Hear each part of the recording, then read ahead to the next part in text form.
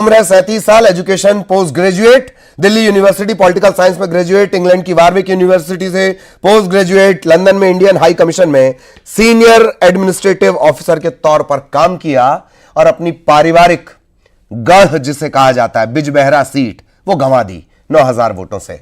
इनका नाम है इल्तिजा मुफ्ती। मुफ्ती से आप समझ गए होंगे कि पारिवारिक विरासत बढ़ा रही है सियासत की। इनसे निकला है एक बयान और उस बयान ने कर दिया बवाल। रतलाम में नाबालिग मुस्लिम बच्चों से मारपीट के दौरान जय श्री राम के नारे लगवाने के मामले में सियासत गर्मा गई। जम्मू कश्मीर की पूर्व सीएम महबूबा मुफ्ती की बेटी इल्तिजा मुफ्ती ने मामले का वीडियो पोस्ट कर हमला बोला।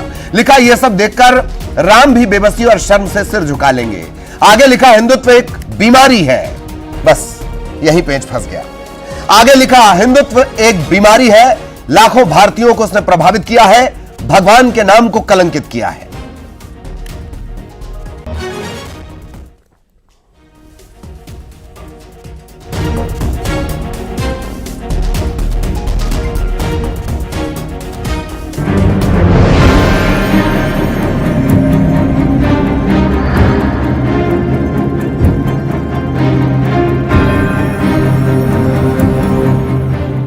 जम्मू कश्मीर की पूर्व मुख्यमंत्री महबूबा मुफ्ती की बेटी इल्तिजा मुफ्ती के हिंदुओं पर दिए विवादित बयान के बाद जहां राजनीति गर्मा गई है, वहीं साधु संत गुस्से में हैं। दरअसल इल्तिजा मुफ्ती ने हिंदुत्व को एक बीमारी बताया है और कहा कि लाखों भारतीय इससे प्रभावित चल रहे हैं। मैं डंके की चोट पे कहती हूँ कि आजकल जय श्री राम, जिस आप राम राज्य की बात करते थे, वो राम राज्य का नहीं है। Jai Shri Ram is a slogan that's been associated with lynchings. जब आपको किसी मुसलमान बच्चे की पिटाई करनी है, आप ये स्लोगन यूज करके उसकी पिटाई कर रहे हैं। सो इट्स वेरी शेमफुल कि हिंदुइज्म जो रिलीजन है, आप उसको डिस्टॉर्ट कर रहे हैं। और मैंने हिंदुत्व को क्रिटिसाइज किया और मैं डंके की चोट पे कहती हूँ कि हिंदुत्व एक बीमारी है और इस बीमारी का इलाज हमें करना पड़ेगा। इल्तिजा मुफ्ती के इसी बयान पर साधु संतों ने कड़ी आपत्ति जताई है। संतों ने कहा कि इल्तिजा मुफ्ती कश्मीर में हिंदुओं की संपत्ति पर बैठकर आज बोलने के लायक बनी है। उनकी बुद्धि भ्रष्ट हो चुकी है। जो पाकिस्तान के लोग ना कश्मीर के ना भारत के मुसलमानों को कभी महत्व दिया, ना मानते हैं उन्हें, ऐसे लोग पाकिस्तान का गुणानवाद करते हैं और भारत की निंदा करते हैं, हिंदुत्व की निंदा करते हैं, जिसके बल पर वो भारत में जिंदा हैं। जाकर के पाकिस्तान में रहकर दिखाओ ना, तुम्हारी औकात और तुम्हारा क्या है सब समझ में आ जाएगा। अभी भी अपनी औकात में रहो। अब वो भारत नहीं रहा, कांग्रेसियों का भारत नहीं रहा, अब हिंदुत्व का भारत है, हिंदू राष्ट्र है। अब इसमें तुम्हारी कोई चालाकी नहीं चलेगी। जय श्री राम का नारा जो है ये बहुत ही महत्वपूर्ण है और इसका अर्थ है उसको क्या पता कि ये क्या जोड़ रही है। वो हिंदू के सहृदयता को लेकर के चलने वाला है, इसलिए इसको उसको पता नहीं है तो बोल देती है झूठे कि उसका जितने भी शब्द हैं वो सब झूठे हैं। हिंदुत्व के विषय में उसको ज्ञान नहीं है। संतों का यह भी कहना है कि सनातन और हिंदू संस्कृति के खिलाफ बयान देना राष्ट्रद्रोह है। ऐसे लोगों को समय रहते गिरफ्तार करना चाहिए। हनुमानगढ़ी के महंत राजू दास ने कहा कि उन्हें सनातनियों से माफी मांगनी चाहिए। लगातार हो रहे अत्याचार, बांग्लादेश में हिंदुओं का नरसंहार, एक शब्द उन्होंने नहीं कहा। लेकिन हिंदुस्तान में जिस प्रकार से सनातन पे उन्होंने टिप्पणी किया और हिंदुत्व पे कुठाराघात किया, दुखद है, निंदनीय है। उनके बयान शर्मिंदगी पूर्ण है। उनको स्वतः सनातनियों से, हिंदुत्ववादियों से क्षमा मांगनी चाहिए। युवाओं को बरगलाने का काम महबूबा मुफ्ती और इल्तिजा मुफ्ती के एजेंडे में है। ये लोग चूंकि एक संवैधानिक पद पे रह चुके हैं, कश्मीर में पूर्व मुख्यमंत्री थी, और इस प्रकार से बयान देना हिंदुत्व सनातन संस्कृति के खिलाफ, मैं मानता हूं कि यह राष्ट्रद्रोह है। ऐसे लोगों को समय रहते गिरफ्तार किया जाना चाहिए। NSA के तहत कार्यवाही सुनिश्चित करना चाहिए। हिंदुओं के प्रति इस प्रकार से अपमानजनक बयान यह कतई स्वीकार्य नहीं किया जाता। कुल मिलाकर हिंदू और हिंदुत्व पर दिए इल्तिजा मुफ्ती के बयान पर घमासान मचा हुआ है। इससे पहले तमिलनाडु के मंत्री उदयनिधि स्टालिन ने हिंदुत्व के खिलाफ बयान देकर राजनीतिक विवाद को जन्म दिया था। अब महबूबा मुफ्ती की बेटी के बयान पर संग्राम छिड़ा है। Bureau report, news 18। तो एक घटनाक्रम, इस घटना को लेकर बयान, मॉब लिंचिंग का जिक्र करना, हिंदुत्व पर निशाना साधना, और उसके बाद उसे लेकर लगातार आक्रामक है बीजेपी, साधु संतों की तरफ से, बीजेपी की तरफ से लगातार इसे लेकर रिएक्शन सामने आ रहे हैं। मेहमान हमारे साथ जुड़े हुए हैं, उनसे भी तारुफ आपका करवा देते हैं। कुछ और मेहमान भी हमारे साथ जुड़ेंगे। मिलन भार्गव साहब हमारे साथ जुड़े हैं, भार्गव साहब का बहुत स्वागत। इसके अलावा इमरान खोकर साहब हमारे साथ जुड़े हुए हैं, उनका भी बहुत स्वागत। आप मुस्लिम स्कॉलर हैं, आप दोनों का बहुत स्वागत। कोशिश होगी कि और भी मेहमान हमारे साथ जुड़े। सबसे पहले मिलन भार्गव साहब आपके पास में आना चाह रहा हूं। बयान पर एक रिएक्शन, जो कुछ भी इल्तिजा ने कहा है, चूंकि वो आपके पुराने सहयोगी भी वो पार्टी रही है, अब हालांकि वो इस तरह का बयान उनका सामने आया है। भार्गव साहब,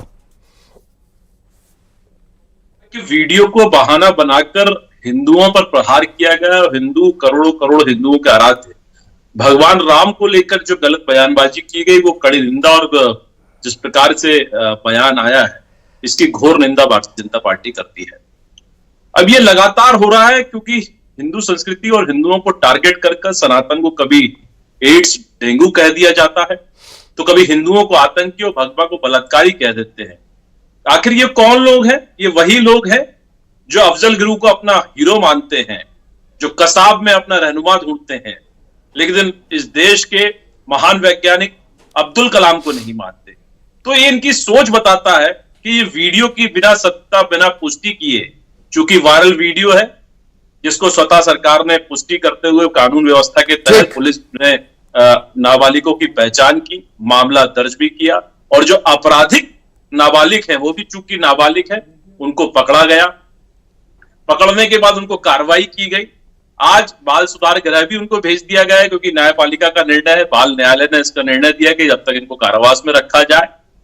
लेकिन चूंकि नाबालिग है, इसलिए बाल सुधार गृह व्यवस्था सरकार की तरफ से और कानून की एक व्यवस्था है, उसके किया गया। लेकिन आप देखिए कि वायरल वीडियो के बहाने उसमें हिंदुओं को टारगेट किया गया, ना लेना ना देना, लेकिन हिंदुओं के प्रति जो इनका आंतरिक मन है, मंशा है, जो जहर उगलने वाली है, बताता है कि कैन कैन परेन, कैसे भी करके हिंदुओं को अपमानित करें, हिंदुओं को टारगेट करें, हिंदुओं के बहाने भारत को अपमानित करें। लेकिन ये दुर्भाग्य है कि राम। भार्गव साहब, मैं आऊंगा आपके पास, और भी मेहमान हमारे साथ जुड़े हुए हैं। स्वामी शैलेशानंद गिरी साहब हमारे साथ जुड़ चुके हैं। स्वामी जी, आपका भी बहुत बहुत स्वागत है, और मैं आऊंगा आपके पास अगले सवाल के साथ। लेकिन इमरान खोकर साहब लगातार हमारे साथ बने हुए हैं। इमरान खोकर साहब, बयान आया इल्तिजा मुफ्ती का, और उसे लेकर लगातार ये बात भी निकलकर सामने आ रही है। बड़े लोगों को गरिमापूर्ण व्यवहार रखना चाहिए, इसमें तो शब्द भी गरिमापूर्ण इस्तेमाल करने चाहिए, इससे आप भी इत्तेफाक रखेंगे। आपका एक रिएक्शन खोकर साहब। देखिए, मेरा एक बहुत सीधा सा रिएक्शन है साहब, कि किसी एक व्यक्ति की गलती की सजा पूरे समुदाय, पूरे धर्म को आप नहीं दे सकते। जिस तरीके से अगर कोई एक हिंदू गलती करता है, तो इसका मतलब ये नहीं कि पूरी सनातन संस्था या पूरी सनातन जो पद्धति है जीवन जीने की, वो गलत है या हिंदू धर्म गलत है। ठीक उसी तरीके से अगर कोई एक मुसलमान गलती करता है, तो इसका ये मतलब नहीं है कि इस्लाम पूरा गलत है। जो ऐसी सोच रखते हैं, चाहे वो महबूबा मुफ्ती के परिवार से हो या दूसरे जो लोग इस तरह की नफरत भरी राजनीति करते हैं, नफरत भरी बयानबाजियां करते हैं, यानी एक मुसलमान की गलती की सजा आप पूरे इस्लाम के ऊपर नहीं दे सकते। ठीक इसी तरीके से किसी एक हिंदू के द्वारा किया गलत कृत्य, जिसने कभी ना तो भगवान राम को पढ़ा, ना जिसने कभी धर्म की किताबें पढ़ी, उस अज्ञानी व्यक्ति की वहशीपन की आरोप हम पूरे हिंदू धर्म के ऊपर बिल्कुल नहीं दे सकते। ये मेरा सीधा सा रिएक्शन है साहब। ठीक ठीक ठीक।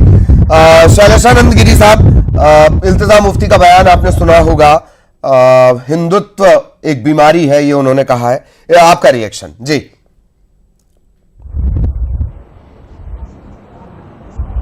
वाला बयान है, उनके परिवार के इतिहास को हम सब जानते, क्षमा करते हुए भी उनके पूर्व गृह मंत्री के कार्यकाल में उनके ही परिवार के अंदर जो घटनाएं घटी, उसको भी हमने क्षमा किया कि ठीक है, हमारे राष्ट्र के अंदर यदि सबको मिलाकर के हमें चलना है, तो हमें सहजता के साथ रहना होगा। किंतु ये तो कोई अवसर ही नहीं छोड़ते हैं कि जिसके अंदर किसी भी धर्म का नाम लेकर के, इसके अंदर हिंदू शब्द पे आप चिंता मत करिए, इनका बस चलेगा तो इस्लाम के ऊपर भी ऐसा बोलेंगे, क्योंकि इनका कोई ईमान नहीं है, इनका कोई धर्म नहीं है, इनका धर्म से गाँववाद है, कुपोषित राजनीति। तो एक बात स्पष्ट होती है कि इन लोगों ने निरंतर रूप से वर्तमान परिस्थितियां जो भी चली होगी, सामयिक परिस्थितियां जो भी चली है देश के अंदर, उसके अंदर अपना लाभ उठाने की कोशिश की है। इनके खोते हुए अस्तित्व को नया आयाम देने के लिए, इनकी खत्म होती हसरतों को, इनकी खत्म होती वजूद को ये नया आयाम देने के लिए कुछ न कुछ बिंदु ऐसे उठाना चाहेंगे जिससे पुनः चर्चा में आए। तो मुझे एक सस्ती लोकप्रियता के अलावा ये कोई और मामला नहीं दिख रहा है, क्योंकि इस समय पे बायास ये ना कि किसी भी धर्म को परस्पर एक दूसरे के बारे में कुछ भी कह देना। जैसे कि अभी इमरान खोखर जी ने कहा, सत्य है, देखिएगा जिसमें यदि कोई गलती करता है तो उसके देवताओं की गलती नहीं होती, यदि किसी कौम का कोई व्यक्ति, उसकी किताबों की कोई गलती नहीं, जिसने अध्ययन नहीं किया है, जिसने उसको समझा नहीं है, उसके ऊपर हम कहाँ धार्मिक लिबास पहनाएंगे। वो सिर्फ एक आवरण का धर्म है, वो आचरण का धर्म नहीं है जी। ठीक ठीक ठीक ठीक। अभिनव बरौलिया साहब भी हमारे साथ जुड़ गए, उनका भी बहुत स्वागत। बरौलिया साहब, इल्तिजा का बयान आपके चूंकि सहयोगियों के तौर पर उन्हें देखा जाता है, इस वजह से आपका रिएक्शन बड़ा महत्वपूर्ण हो जाता है। बरौलिया साहब, देखिए ऐसा है कि संविधान से चलने वाला देश है और जो घटना रतलाम में घटी है उससे सभी आहत है। किसी भी वर्ग के व्यक्ति के साथ, बच्चों के साथ अगर ये घटना घटती, चाहे वो हिंदू होते, चाहे मुसलमान होते, चाहे सिख होते, चाहे ईसाई होते, सबको दर्द होता। मुझे लगता है आपको भी बहुत दुख हो रहा होगा जब इस तरीके से वीडियो आपने देखा होगा तो मन विचलित हुआ होगा। तो मन विचलित होने के बाद सब अपनी भावनाएं रखते हैं, हर व्यक्ति। अब मेरा इतना कहना है, मैं अपनी बात इतना कहना चाहूंगा, जो लगातार बोल भी रहा हूं और मेरे कई वीडियोस भी इस पर गए हैं। मेरा इतना कहना है कि आरएसएस और भाजपा की जो नफरत वाली सोच है, जो विचारधारा है, वो लोगों के दिमाग में इस तरीके से आएगी, इसका अंदाजा हम लगातार बता रहे थे कि यह देश नफरत से नहीं चलेगा, नफरत बर्बाद कर देगी इस देश को।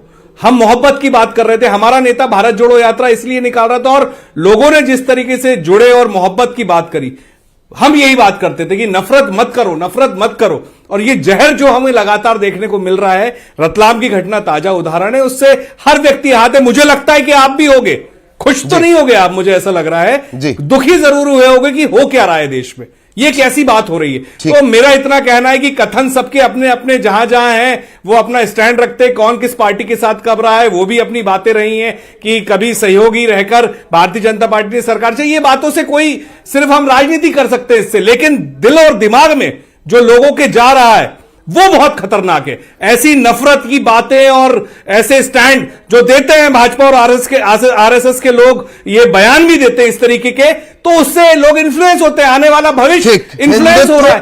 हिंदुत्व एक बीमारी है, हिंदुत्व एक बीमारी है। क्या इल्तिजा को चाहिए कि इस पर वो माफी मांगे, ये डिमांड की जा रही है। बरौलिया साहब, बहुत शॉर्ट रिएक्शन प्लीज। देखिए उन्होंने जो भी बोला है वो उसका हम समर्थन तो बिल्कुल कोई भी नहीं करेगा। अगर मुसलमान के बारे में बोला जाएगा तो भी हम समर्थन नहीं करेंगे, सिख के बारे में बोला जाएगा तो भी नहीं करेंगे। किसी भी धर्म के बारे में किसी को बोलने का कोई हक नहीं है। जो वहां पर रतलाम में जो घटना घटी है, क्या आप मानते हैं कि सही हुआ है? मारा गया, क्या सही हुआ? आप भी नहीं बोल सकते सर, क्योंकि यह देश सबका है। ये हिंदू का भी है, ये मुसलमान का भी है, ये सिख का भी है, ये ईसाई का भी है, ये हर वर्ग का देश है। यहां पे किसी एक धर्म की बात करी जाएगी तो वो गलत होती है। ठीक है, चलिए मिलन भार्गव साहब, रिएक्शन प्लीज। ललित जी, देखिए कितना आसान सा सवाल आपका था, लेकिन बरौलिया जी ने गोल गोल जलेबी बना दी, जबकि जलेबी का जवाब जनता दे चुकी। आपने साधारण सवाल करा था कि जो उन्होंने एक बयान दिया उस पर उनको माफी मांगनी चाहिए, और कांग्रेस पार्टी उसका विरोध करती है नहीं करती। कैसे विरोध करेगी कांग्रेस पार्टी? कांग्रेस पार्टी तो लगातार प्रहार कर रही है कि सनातन और डेंगू और मलेरिया से जोड़कर हिंदुओं को जो नफरती कहने का जहर इन्होंने बोया है। जीतू पटवारी जी कहते हैं ना, नफरती हिंदू, तो बरौलिया साहब कैसे कह देंगे साहब, ये जहर जो भर रहे हैं। अरे आप हम पर आरोप लगा रहे हैं। अरे हम तो वसुधैव कुटुंबकम कर मानने वाले लोग हैं, और हिंदू संस्कृति की महानता बरौलिया साहब किसी का सर तन से जुदा नहीं करती, और सर को तन से जुदा करने वाले लोगों को आप मसीहा मानते हैं, किसी से छुपा नहीं। और हिंदू समाज पर आप आक्षेप लगा रहे हैं। ये वीडियो को लेकर जो वायरल हुआ, ये तीनों अपराधी भी नाबालिग है और जो पीड़ित है वो भी नाबालिग है। उस पर कार्रवाई किसने की? एफआईआर किसने की? सरकार तो ने। कह रहे हैं एक पीढ़ी बर्बाद कर दी, सुन तो आने वाली एक पीढ़ी को और बर्बाद करने की तैयारी कर रहे हैं। सोनिया जी को खुश करने के लिए चाहे कांग्रेस का कार्यकर्ता हो या ये जो मिलन भार्गव, ये जो नफरत वाली राजनीति करते हो ना, ये जनता को भी अब समझ में आने लगी है। ठीक है, धर्म के नाम पे राजनीति कर करके इतनी नफरत कर दी कि चारों तरफ इस विचारधारा से लोग चिढ़ने लगे हैं। अपमान का बदला लेने में भी संकोच कर रहे हैं। बरोलिया साहब, थोड़ी बहुत तो शर्म करिए। नौकरी की बात करते नहीं हो, किसानों की बात करते नहीं हो, तो जिसने कहा जा रहा है उसकी बात नहीं करते हो। सोनिया गांधी को कोसते हो, राहुल गांधी को कोसते हो, इसके अलावा कुछ आता है क्या? भाई बात आते हैं बीमारी पर। देखिए, हिंदू बीमारी है या वो सर को तन से जुदा करने वाली मानसिकता बीमारी है या धर्मांतरण करने वाली बीमारी है? पूछिए, बच्चों ने जो किया वो क्या सही था? हिंदू समाज धर्मांतरण करता है ना, जोर आजमाइश करता है। हम तो साहब न्यायपालिका की शरण में जाकर नाम के अस्तित्व की लड़ाई भी लड़ते हो। वर्षों बरस 500 वर्ष लड़ाई लड़ी। इतनी सहिष्णुता की आप परीक्षा कितनी लेंगे हिंदू समाज की? हम तो न्यायपालिका में जाकर हिंदू समाज ने अपने जो विचार है, अपनी जो संस्कृति, उसका पालन किया। ना हमने पंथ से जुदा किया, ना हम किसी इस बयान के एक दूसरे पहलू पर भी आएंगे। एक अभिनव जी क्विक रिएक्शन, फिर हमें इमरान जी और शैलेशनंदन जी महाराज के पास भी जाना है। अभिनव जी, बहुत शॉर्ट रिएक्शन प्लीज। मैं तो इतना कहूंगा, शैलेशनंद गिरी महाराज जी यहां बैठे हैं, कभी वो भी इन सारी चीजों से निकले हैं। छात्र राजनीति भी उन्होंने देखी है, मैं बहुत अच्छे से व्यक्तिगत भी जानता हूं उनको। लेकिन मुझे लगता है कि जो भी घटना घटी है उसका वो भी समर्थन नहीं करेंगे कि मार मार के किसी से जय श्री राम बुलाया जा रहा है या किसी भी धर्म के साथ ऐसा होता है तो ये गलत होता है।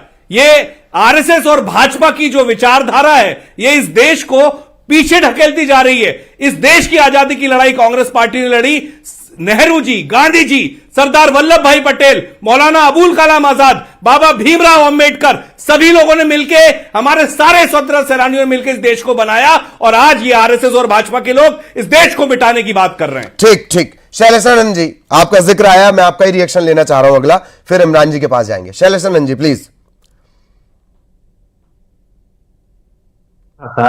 अभिनव जी ने बिल्कुल सत्य कहा कि एक छात्र राजनीति से निकल करके जब सभी धर्मों को जीते हुए आगे बढ़ा तो एक स्पष्ट अवधारणा स्थापित हुई, जो कि अंतर्राष्ट्रीय राजनीतिक विज्ञान भी कहता है। मैं कभी भी उग्र धर्मवाद और उग्र राष्ट्रवाद दोनों को एक हद तक ही सीमित रखना चाहिए, अन्यथा ये राष्ट्र के लिए हानिकारक होता है। इस बात से मैं सहमत हूं, क्योंकि एक बात और स्पष्ट रखनी होगी कि हिंदूवाद ये शब्द जो इसको राजनीतिकरण के बजाय यदि हम ऐतिहासिक परिप्रेक्ष्य में देखें तो हमारा हिंदुस्तान या हमारा हिंदू धर्म ये रिलीजन नहीं है। ठीक। मैं आपको फिर से रोकना चाह रहा हूं। दरअसल एक बड़ा बयान आ गया है और मिलन जी बहुत ध्यान से सुनिएगा। इल्तिजा मुफ्ती के बयान पर पूर्व मंत्री उषा ठाकुर, हर हिंदू अपने घर में एक बड़ा डंडा रखे, 2 तलवार, 1 बंदूक रखे।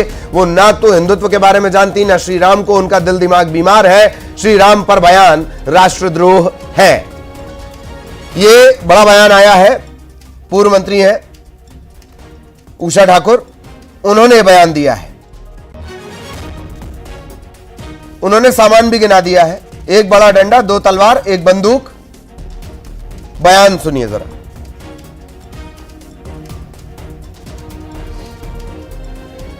हमारे देवी देवता शस्त्रयुक्त हैं तो सनातनी समाज को भी शस्त्रयुक्त होना ही चाहिए।